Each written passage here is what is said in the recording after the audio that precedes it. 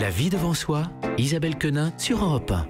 Et comme chaque jour, on termine l'émission avec elle, Anne Cazobon, du développement personnel infusé. Et aujourd'hui, Anne, vous nous parlez du temps qu'il fait. C'est pas un peu un sujet bateau, ça va ? Oui, ça va. Moi, je peux être aussi un être humain. J'ai le droit de parler de la pluie, du beau temps.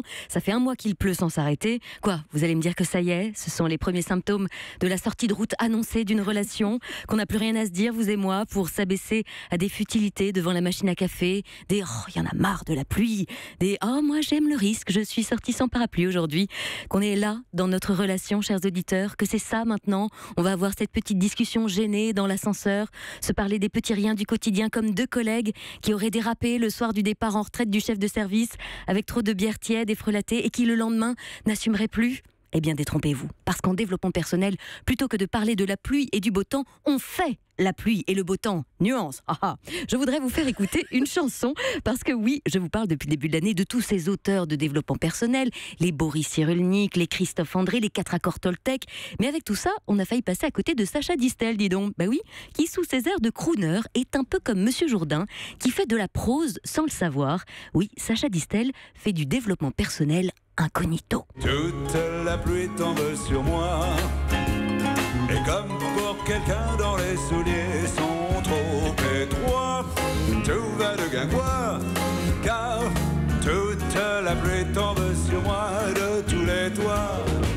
Alors là, par exemple, dans ce début de chanson de Sacha Distel, on est dans une vision apocalyptique de la réalité. Il fait moche, donc je vais mal, je remballe mon brushing. Aucun lien de cause à effet fondamentalement, si ce n'est broyer du noir un peu plus.